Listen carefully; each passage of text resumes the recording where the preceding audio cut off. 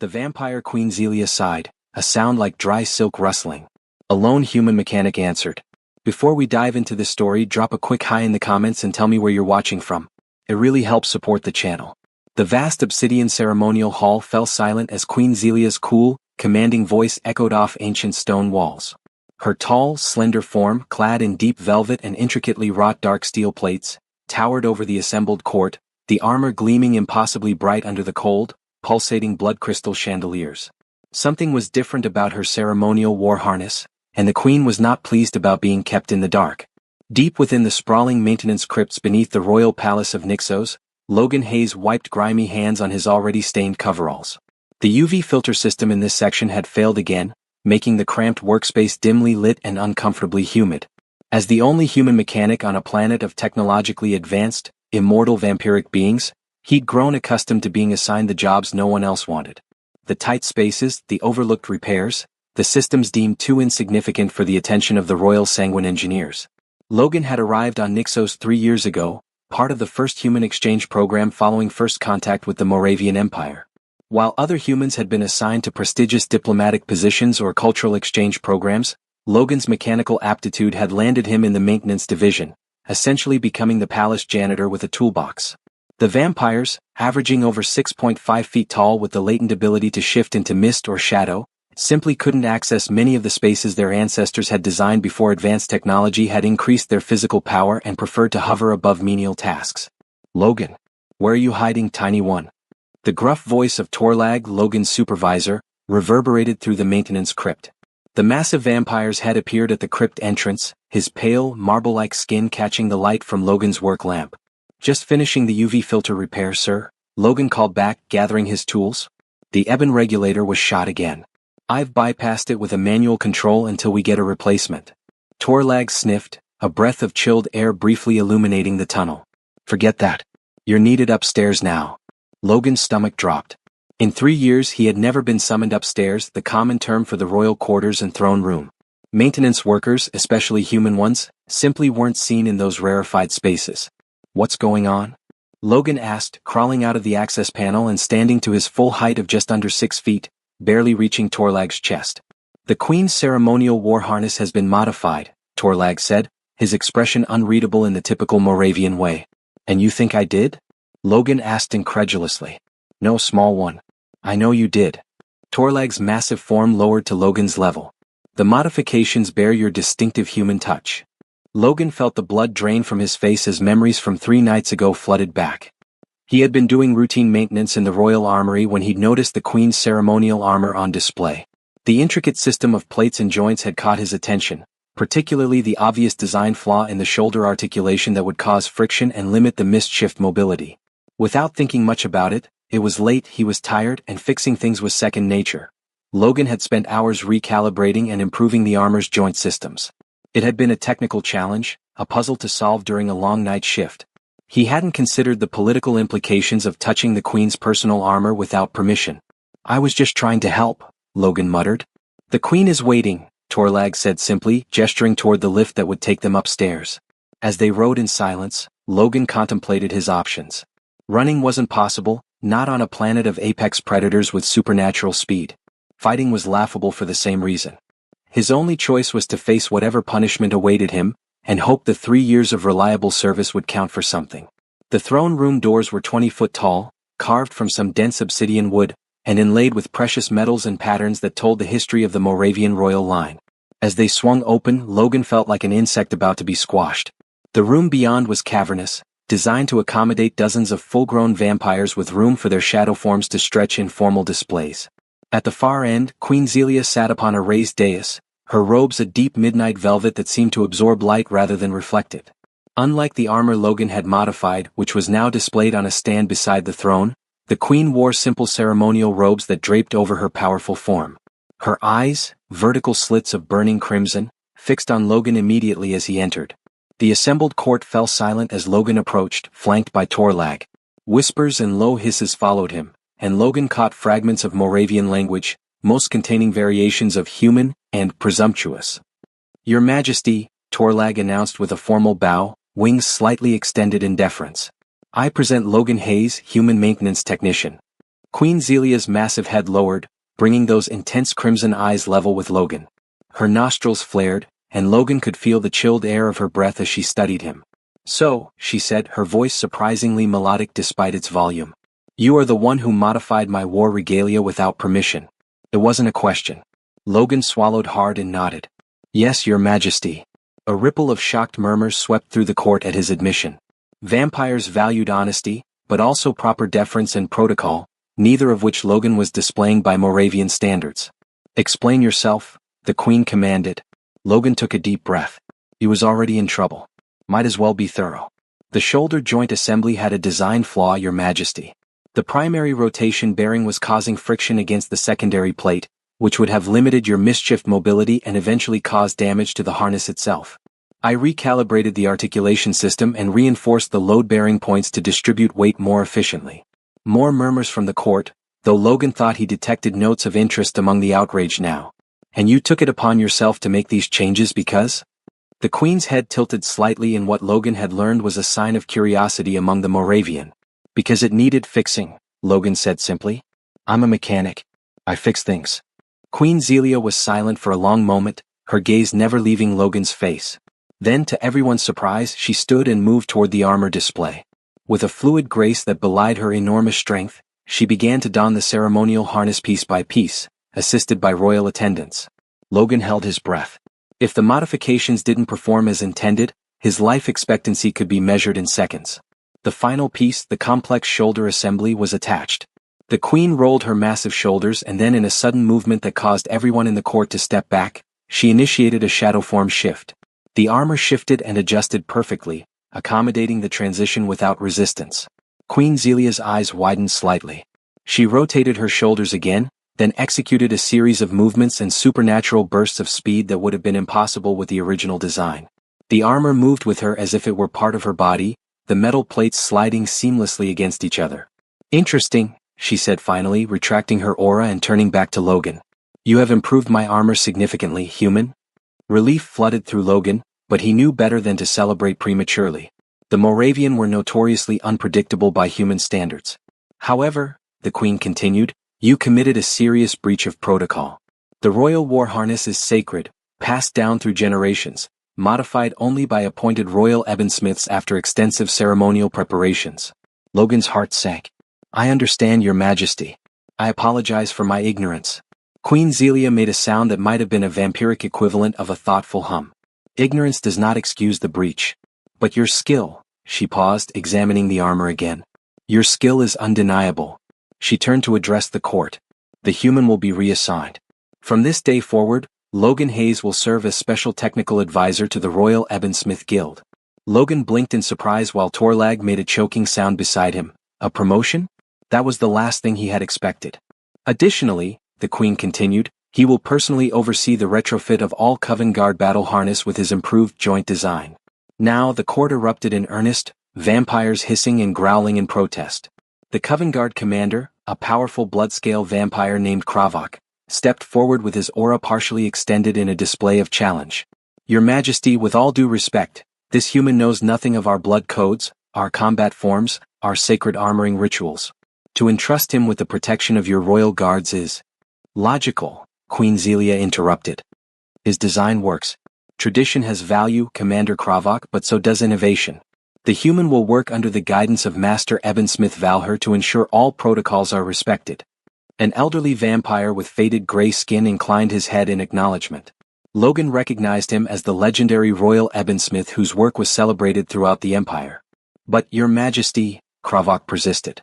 "He is human, barely more than a warm blood. How can we trust?" "Enough." The Queen's voice was soft but carried unmistakable authority. "I have made my decision. The human has proven his worth through skill rather than lineage. A quality more of my subjects would do well to emulate." The court fell silent. "Logan Hayes," Queen Zelia addressed him directly again. "Do you accept this new position in service to the throne?" Logan straightened his posture and met the Queen's gaze as directly as he dared. "I do, Your Majesty. Thank you for the opportunity." The Queen's mouth curved in what Logan had learned to recognize as a Moravian smile. "Good.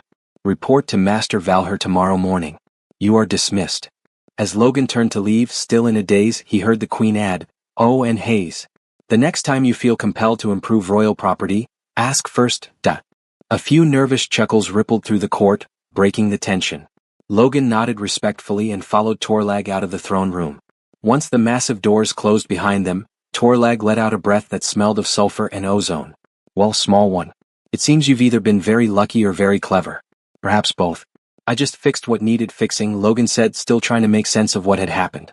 Indeed, and now you'll be fixing much more. Torlag's massive face was unreadable. I suggest you prepare yourself. The Evansmith Guild is not known for welcoming warm-blood outsiders. Logan nodded, understanding the warning. I'll do my best not to embarrass you, sir. You are no longer under my supervision, Hayes, Torlag rumbled. But know this, many eyes will be watching you now. The favorable attention of the Queen is both a blessing and a danger. With that cryptic remark, Torlag turned and lumbered away, leaving Logan alone in the ornate hallway, wondering what exactly he had gotten himself into. The next morning, Logan reported to the Evansmith Guild Hall, a massive stone structure adjacent to the palace. The building's entrance was carved to resemble a vampiric skull, complete with metallic fangs that gleamed in the light of Nyxosa's double moons. 2 coven guards flanked the entrance, their armor similar to the set Logan had modified, though noticeably less refined. The guards regarded Logan with obvious suspicion as he approached, their shadows shifting in agitation. I'm Logan Hayes, he announced, trying to project confidence he didn't feel. Here to see Master Valher by order of Queen Zelia. One guard snorted dismissively but stepped aside. The warm blood is expected, he hissed to his companion. Inside, the guild hall opened into a cavernous central chamber where several Moravian ebonsmiths were at work. Massive shadow forges lined the walls, each radiating an unnatural cold heat that would have been unbearable for humans without the advanced cooling systems integrated into the building. The vampires, naturally resistant to cold and shadow energy, moved comfortably among the dark flames, their skin reflecting the eerie purple glow of molten dark steel. The room fell silent as Logan entered, all eyes turning to stare at the human interloper. Logan fought the urge to shrink back, reminding himself that he was here by royal decree. The human arrives, announced a familiar voice, and Logan turned to see Master Valher approaching. Up close, the elderly vampire was even more impressive. His gray skin bore intricate patterns that Logan now recognized as ceremonial blood etchings, badges of honor among the Evansmith Guild. Master Valher, Logan bowed respectfully. Thank you for allowing me to join your guild. It was not my decision, Valher said bluntly, though without obvious malice. However, I have examined your modifications to Her Majesty's armor. Your work shows potential. Coming from the Master Evansmith, this was high praise indeed. Logan inclined his head in acknowledgement. Come, Valher turned and began walking toward the back of the hall. I will show you where you will work. Logan followed, acutely aware of the hostile stares following him. As they walked, he noted the various workstations and the projects underway, magnificent armor sets in various stages of completion, each bearing the distinctive stylized patterns of Moravian craftsmanship. The Queen has ordered that all Coven Guard armor be retrofitted with your joint design, Valher said as they walked. That is 127 complete harnesses, each custom-fitted to its wearer. Logan whistled under his breath. That's a lot of armor. Indeed, and each must be modified without compromising its integrity, its ceremonial significance, or its aesthetic value. Valher paused, turning his ancient eyes on Logan. Can you do this? With proper guidance on the ceremonial aspects, yes, Logan replied honestly. The mechanical modifications I'm confident about. The cultural significance I'll need to learn. Valher made a rumbling sound deep in his chest that Logan couldn't interpret. At least you acknowledge your limitations. That is a beginning. They arrived at a smaller chamber off the main hall. Inside was a workbench that had clearly been adjusted for Logan's height, along with an array of tools, some familiar, some alien to him. One wall displayed diagrams of Moravian anatomy and armor designs. This will be your workspace, Valher said. You will begin with theoretical studies of our traditions before touching any actual armor. My apprentice, Thera, will instruct you in these matters. As if on cue, a vampire entered the chamber. Logan was surprised to see that Thera was significantly smaller than most Moravian he had encountered, perhaps only 5 feet 8 inches tall, and her skin was an unusual pale rose-gold color that seemed to shimmer even in the dim light of the workshop. Master Valher, she greeted the elder vampire respectfully, then turned curious eyes to Logan. This is the human Logan Hayes. Logan introduced himself with a small bow. Thera is the most knowledgeable apprentice regarding our ancient traditions, Valher explained. She will ensure you do not commit any cultural offenses while implementing your technical improvements. Thera's expression was difficult for Logan to read, but she didn't seem openly hostile like the others, merely curious. "I'll leave you to begin," Valher said. "The Queen has requested a progress report in 3 days. I suggest you work quickly, human." With that, the Master Ebonsmith departed, leaving Logan alone with Thera. So Logan began awkwardly. "Where should we start?" Thera circled him slowly, studying him with an intensity that made Logan uncomfortable. "You truly created the new joint design? Not copied it from somewhere?" "Created it," Logan confirmed. "It's just basic mechanical engineering applied to your existing armor structure." The problem was clear, so the solution was, well, not simple but logical. "Interesting." Thera stopped circling. "Most of our Ebonsmiths are bound by tradition. They create as they were taught, repeating patterns established thousands of years ago. Few think to question if there might be a better way." Logan raised an eyebrow in surprise. This wasn't the response he'd expected. "Don't misunderstand," Thera continued quickly. "Our traditions are sacred and valuable, but sometimes—" She trailed off, then shook her head. "Let us begin with the fundamentals. You need to understand the spiritual significance of each armor component before you can modify it appropriately." For the next several hours, Thera guided Logan through an intensive crash course in Moravian armor traditions. She explained how each piece represented a specific blood code virtue or historical event, how certain patterns were reserved for specific ranks, and how the very act of crafting armor was considered a form of meditation and devotion to the ancient vampire patrons. Logan absorbed as much as he could, taking notes and asking questions. To his surprise, Thera answered patiently, seeming to appreciate his genuine interest in understanding their culture rather than merely implementing his mechanical fixes. By late afternoon, Logan's head was swimming with information, but he felt he had grasped the basics. "I think I understand enough to begin designing the modification templates," he said. "Can I see one of the standard Coven Guard armor sets?" Thera hesitated. It would be unusual for an outsider to handle sacred armor so soon. "I don't need to touch it yet," Logan clarified. "Just to see it, to confirm my understanding of the structure." After a moment's consideration, Thera nodded. "Wait here."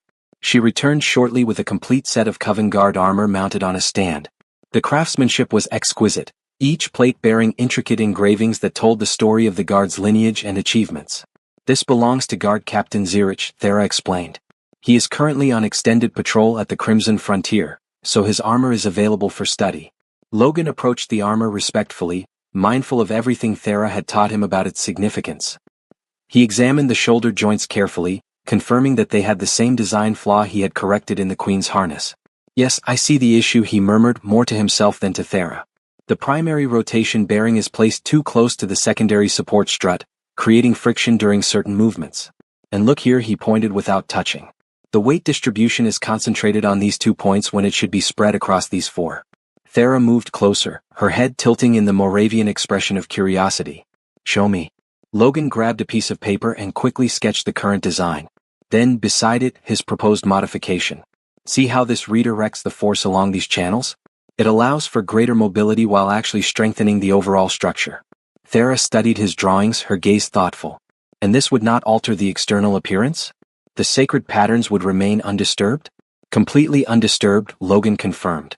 "All changes are internal to the joint mechanism. From the outside it would look exactly the same." "Fascinating," Thera said softly. "Such a small change, yet so significant in function." "That's engineering for you," Logan smiled. "Sometimes the biggest improvements come from the smallest adjustments." Their conversation was interrupted by the sound of heavy footsteps approaching. Commander Kravak entered the workshop, his massive red-skinned form nearly filling the doorway. His expression darkened at the sight of Logan standing near the armor. "What is the meaning of this?" he demanded. "The human is handling sacred armor already." "He is not handling it, Commander," Thera replied calmly, "merely studying it as instructed by Master Valher, and commissioned by Her Majesty." Kravak's nostrils flared, small plumes of chilled mist escaping with his exhale. "I do not care what the Queen has ordered. This human has no right to lay his hands on the sacred regalia of my guards." Logan stepped back from the armor, hands raised placatingly. "I haven't touched it, Commander. Just looking." "Your eyes dishonor it enough," Kravak growled. "I have come to inform you, human, that while the Queen may have been impressed by your tinkering, the Coven Guard is not. We will not wear armor defiled by warm-blood hands." Thera's skin bristled visibly. "Commander, that is not your decision to make.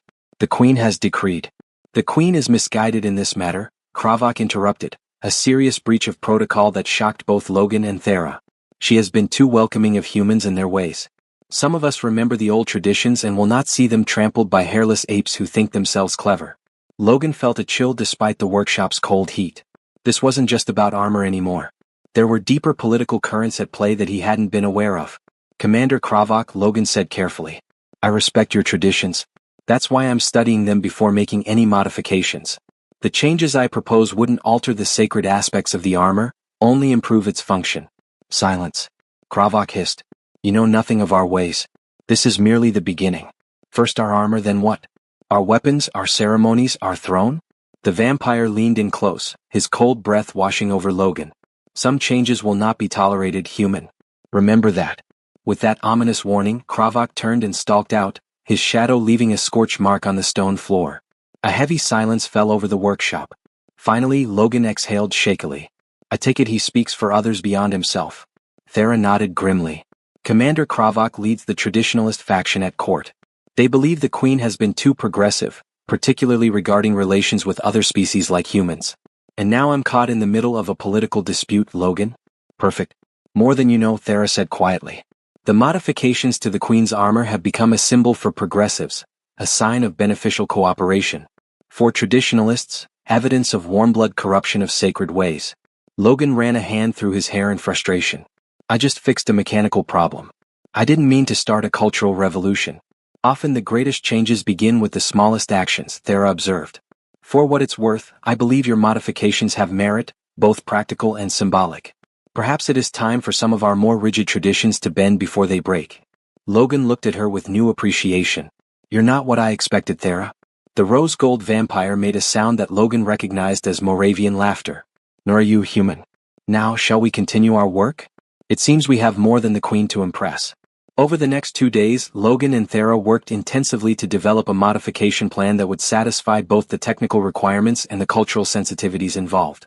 Logan created detailed diagrams and small-scale models to demonstrate the changes, while Thera provided invaluable insight into which elements could be altered and which must remain untouched. Master Valher visited periodically to observe their progress, offering curt but constructive criticism. To Logan's surprise, the old vampire seemed to be warming to him slightly, even going so far as to compliment one of his more elegant solutions for the neck joint reinforcement. On the morning of the third day, as Logan and Thera were preparing their presentation for the Queen, an unexpected visitor arrived at the workshop, Queen Zelia herself, accompanied only by 2 silent coven guards rather than her usual extensive entourage. Logan and Thera immediately prostrated themselves in the formal Moravian greeting. The Queen acknowledged them with a slight nod. Rise, she commanded. I have come to see your progress myself rather than waiting for a formal presentation. We are honored, Your Majesty, Thera said, recovering more quickly than Logan from the surprise. Queen Zelia moved to the workbench where their diagrams and models were displayed. Explain, she said simply, looking at Logan. Taking a deep breath to steady his nerves, Logan began to outline their proposed modification system. He demonstrated with the models how each joint would be reconfigured, emphasizing the improved mobility and durability while pointing out how the sacred external patterns would remain completely unchanged. The Queen listened attentively, occasionally asking surprisingly technical questions that revealed a deeper understanding of mechanical principles than Logan had expected. And the ceremonial aspects? She asked finally, turning to Thera. All sacred elements are preserved, Your Majesty, Thera assured her. We have designed the process to include the traditional blood purification rituals at each stage of modification. Queen Zelia nodded slowly. You have done well, both of you. She turned her crimson gaze fully on Logan. Particularly you, human. You have shown respect for our ways while offering genuine improvement. Thank you, Your Majesty, Logan said, feeling a weight lift from his shoulders. However, the Queen continued, I am aware of the resistance to this project. Commander Kravok has made his objections known to me directly. Logan and Thera exchanged glances. Your Majesty, Thera began hesitantly. The commander's views are political in nature rather than practical. The Queen finished for her. Yes, I am well aware, she sighed, a sound like distant thunder. Change is never easy, especially for a species as long-lived as ours. Some of my people fear this represents the beginning of the end for our way of life. Others see it as necessary evolution. And what do you see, Your Majesty? Logan asked quietly. Survival, she answered simply. The strongest creatures are not those who never change, but those who adapt while preserving their essential nature. Her massive, pale head lowered to Logan's level. That is why this demonstration is important. It is not about armor. It is about the future of my people. Logan felt the weight of responsibility settle on his shoulders. I understand, Your Majesty. I won't let you down. See that you don't, the Queen replied, straightening to her full impressive height. For both our sakes. The next 2 days passed in a blur of intensive training and final armor adjustments. Razix drove Logan mercilessly, drilling him in combat techniques specifically designed to exploit the weaknesses in traditional vampire armor while maximizing the advantages of his modified version. Thera worked alongside them, making real-time adjustments to the armor based on observations from the training sessions. Her craftsmanship was flawless, her understanding of both the mechanical and ceremonial aspects allowing her to find the perfect balance between innovation and tradition. By the eve of the Solstice Vigil, Logan was exhausted but better prepared than he would have thought possible. His body ached constantly, marked with bruises from training, but his movements in the armor had become fluid and confident. Razix had even grudgingly acknowledged his progress. You will not win through strength or skill, the former commander reminded him during their final session. But you may win through surprise, agility, and the superior design of your armor. Remember, Kravok expects to dominate you easily. His overconfidence is your opportunity. Logan nodded, committing every piece of advice to memory. Thank you, Commander, for everything. Razix studied him for a moment, then inclined his head slightly. You have earned my respect, human. Few would have the courage to face what awaits you tomorrow. Or the stupidity, Logan added with a weak smile. Sometimes they are the same thing, Razix observed. Rest now. Tomorrow will test you as you have never been tested before. That night, Logan lay awake in his quarters, mind racing despite his physical exhaustion. So much had changed in such a short time. A week ago, he had been an anonymous maintenance worker fixing UV filter systems in forgotten crypts. Now he was preparing to fight a vampire commander in ceremonial combat before the Queen and entire royal court, potentially influencing the future course of Moravian society.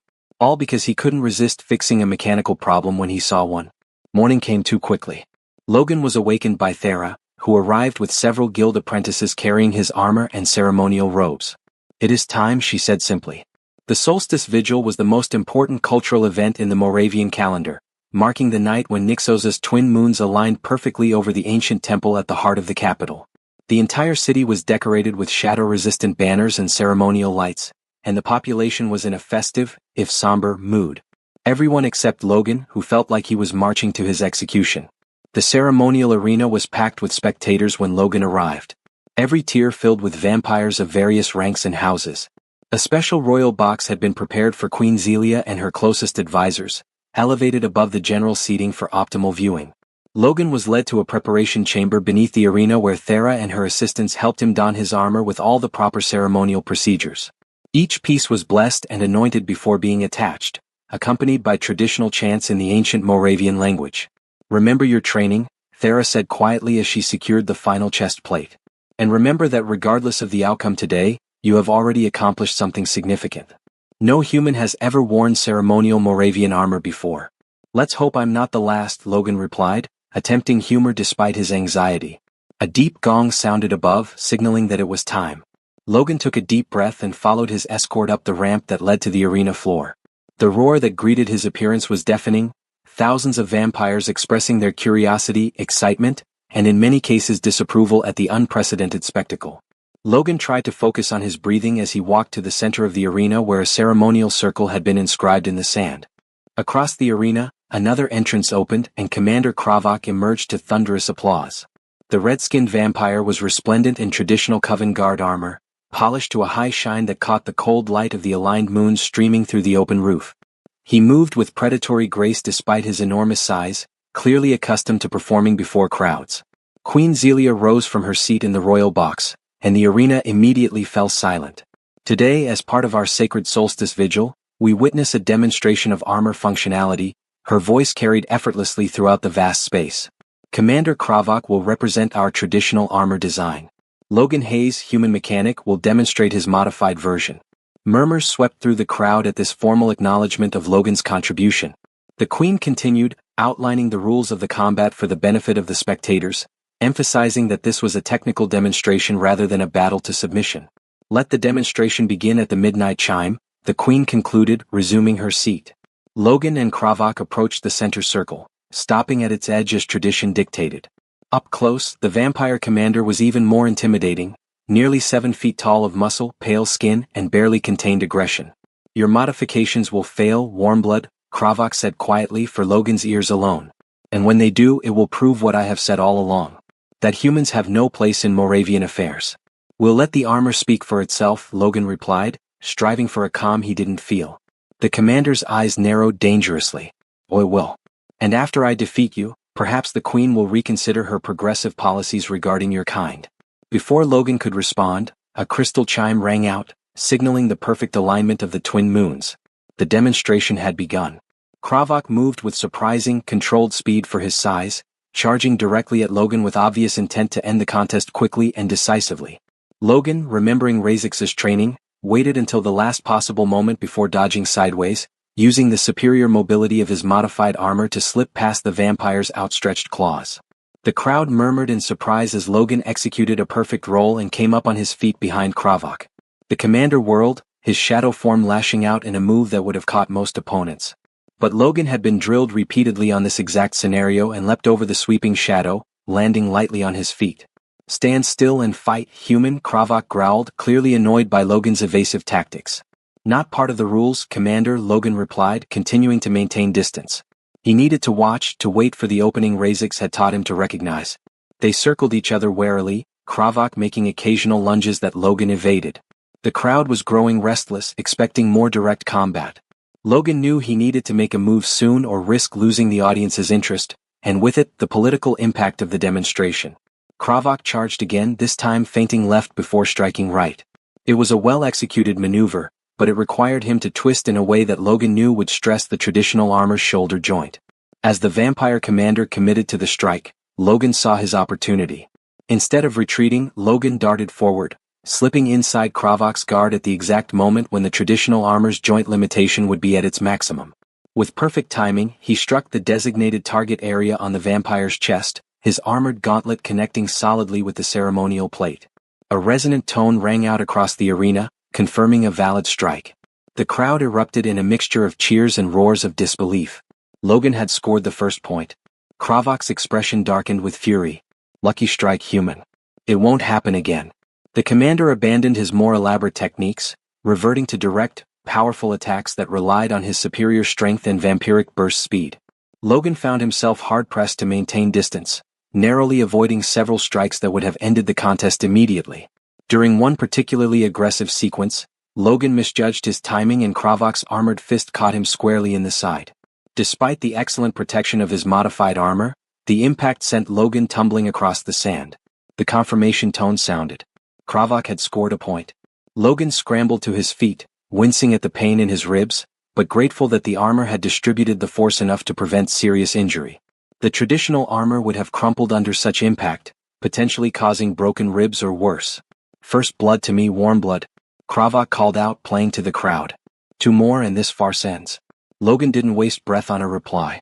Instead, focusing on regaining his composure and looking for another opening. The demonstration was now tied at one strike each, with just over half the allotted time remaining. Kravok pressed his advantage, clearly believing that Logan would be more defensive after taking a hit. Instead, Logan surprised him by closing distance quickly, using his smaller size and the superior mobility of his armor to dart inside the vampire's reach again. This time, however, Kravok was ready. He pivoted with unexpected agility and caught Logan with a glancing blow to the shoulder. The confirmation tone sounded again, 2 strikes to 1 in Kravok's favor. A roar of approval went up from the traditionalist faction in the crowd. Logan could see Queen Zelia watching him passively from the royal box, her expression revealing nothing of her thoughts. Only one more strike and Kravok would win, proving the superiority of the traditional armor design and dealing a significant blow to the progressive faction at court. Logan couldn't let that happen. Not after everything he had learned about what this demonstration truly represented. Time was running short. Logan needed to score 2 more hits without taking another, and Kravok was now fighting with cautious confidence, maintaining his guard while looking for the opportunity to land the final decisive strike. Logan remembered Razix's final piece of advice from that morning: when conventional tactics fail, change the battlefield. With a sudden decision, Logan charged directly at Kravok, a move so unexpected that it momentarily confused the vampire commander. Instead of striking, however, Logan dropped and slid across the sand, passing between the vampire's legs and coming up behind him. Before Kravok could turn, Logan leapt upward, using the enhanced spring in his armor's leg joints to gain height, and struck the designated target area on the back of the commander's neck, a point deliberately difficult to reach in the traditional armor design due to limited rotation capabilities. The confirmation tone sounded to all. The crowd was fully engaged now, vampires standing and roaring as the demonstration reached its climax. Queen Zelia leaned forward slightly in her seat, her intense gaze fixed on the combatants.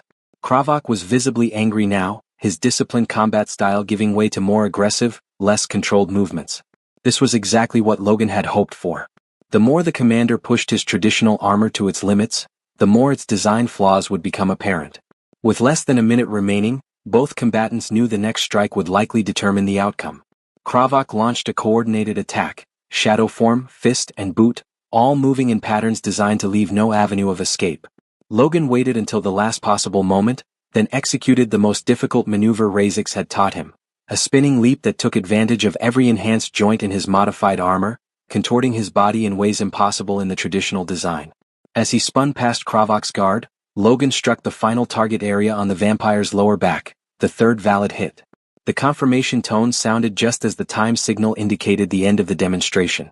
Logan had won 3 strikes to 2. For a moment, the arena was silent as the crowd processed what they had witnessed. Then, starting from the royal box and spreading outward, applause began to build. Vampires were notoriously reluctant to acknowledge non-Moravian accomplishments, so the growing applause represented a significant shift in attitude. Kravok stood motionless in the center of the arena, his expression a mixture of disbelief and fury. Protocol required him to acknowledge the outcome of the demonstration, but his pride was clearly wounded. Queen Zelia rose from her seat, commanding immediate silence. The demonstration is concluded. The modified armor design has proven superior in mobility and strike effectiveness while maintaining equivalent protective capability. She gestured to both combatants. Honor to Commander Kravok for his skilled representation of our traditional ways. Honor also to Logan Hayes, whose innovations have shown merit worthy of incorporation into our Coven Guard equipment. With that formal pronouncement, the matter was settled, at least officially. Logan knew that the political repercussions would continue to play out in the court and beyond, but the Queen's public endorsement of his modifications was a significant victory for the progressive faction. As Logan left the arena, exhausted but triumphant, he was met by Thera and Razix in the preparation chamber. Well fought, Warmblood, Razix said. The highest praise Logan had yet received from the former commander. Your armor performed perfectly, Thera added, her rose-gold skin practically glowing with excitement. The joint modifications responded exactly as designed, even under combat stress. Logan sank onto a bench, allowing Thera's assistants to begin removing his armor. I couldn't have done it without both of you. The armor worked because of your craftsmanship, Thera. And I only landed those strikes because of your training, Commander. A collaborative victory, Thera observed. Perhaps that is the most important demonstration of all. As the final pieces of armor were removed, a royal attendant entered the chamber. Technical Advisor Hayes, the Queen requests your presence immediately. Logan exchanged glances with his companions, wondering what this summons might mean. He quickly changed into the formal robes provided and followed the attendant through a private passage that led directly to the royal box. Queen Zelia was alone when Logan entered, her massive form silhouetted against the aligned moons visible through the panoramic window. Logan Hayes, she acknowledged him. You fought well today. Thank you, Your Majesty. Logan bowed respectfully. Though it was more about the armor than my fighting ability. Was it? The Queen mused. I observed a human facing a vampire 3 times his size in ceremonial combat. A situation where any rational being would expect defeat, and yet finding a way to prevail through adaptation and innovation. She turned her crimson gaze on him fully. Perhaps that is the true lesson of today's demonstration. Logan wasn't sure how to respond to that, so he remained silent. I have made my decision regarding the armor modifications, the Queen continued. They will be implemented for all Coven Guard equipment under the joint supervision of Master Valher and yourself. Logan's eyes widened in surprise. Myself? But I'm just a maintenance worker. No longer, the Queen said firmly. I am creating a new position, Royal Technical Advisor. You will work directly with the Ebonsmith Guild to identify and implement appropriate technological improvements while respecting our sacred traditions. She paused. Unless you wish to return to fixing UV filter systems. Logan couldn't help but smile. I would be honored to accept the position, Your Majesty. Good. There will be resistance, of course. Commander Kravok and his faction will not change their views overnight, but they have seen the evidence with their own eyes today, and that is a beginning. The Queen moved toward the exit, indicating the audience was nearing its conclusion. One more thing, Logan Hayes. The next time you feel compelled to modify royal property without permission, do ask first. Even progressive monarchs have their limits. Logan bowed deeply. Understood, Your Majesty. As he watched the Queen depart, Logan reflected on the strange path that had led him here. From anonymous maintenance worker to royal technical advisor in the space of a week, all because he couldn't resist fixing a mechanical problem when he saw one. Some months later, Logan stood on a balcony overlooking the royal training grounds, watching the vampire guards perform maneuvers in their newly modified armor. The improvements had been implemented across the entire Coven Guard, with even Commander Kravok grudgingly acknowledging the superior performance. Thera joined him at the railing, her rose-gold skin catching the afternoon moonlight. The retrofit program is complete, she reported. All 127 sets modified and blessed according to tradition. And how are they being received? Logan asked. The younger guards have embraced the changes enthusiastically. The veterans are more reserved, but admit the improvements are functional. Thera's mouth curved in a slight Moravian smile. High praise from traditionalists. Logan nodded, satisfied. In the months since the Solstice Vigil demonstration, he had worked closely with the Ebonsmith Guild, learning their traditions while offering technical innovations that enhanced rather than replaced their ancient craftsmanship. It had been a delicate balance, but one that was proving increasingly successful. Commander Razix asked me to give you this, Thera said, handing Logan a small metal emblem bearing the insignia of the Coven Guard. It's a mark of honorary membership in the Shadow Assault Division. Quite unprecedented for a warm blood to carry. Logan accepted the emblem with surprise and gratitude. I'm honored. How is his new wing prosthetic working? He says it provides 30% greater maneuverability than the old design, Thera replied, though he would never admit to being pleased with anything. Of course. They were interrupted by the arrival of a royal messenger. Technical Advisor Hayes, the Queen requests your presence in the Strategic Planning Chamber. It concerns the new defensive shield generators. As Logan followed the messenger, he reflected on how much had changed since that day in the maintenance crypt when he had impulsively decided to fix the Queen's armor. What had begun as a simple mechanical adjustment had evolved into something much more significant. A small but important shift in how the Moravian approached both technology and interspecies relations. He had learned that on Nixos, nothing was ever just a repair job. Everything from armor joints to cultural attitudes was interconnected in ways that weren't immediately obvious to an outsider. By respecting their traditions while offering genuine improvements, he had found a way to bridge worlds that had seemed impossibly distant. Queen Zelia looked up from the holographic display as Logan entered the strategic planning chamber. Technical Advisor Hayes. We have detected a potential weakness in the new shield generator configuration. I believe your unique perspective might be valuable in addressing it. Logan smiled as he joined the Queen and her generals at the display. I'll do my best, Your Majesty. After all, fixing problems is what I do.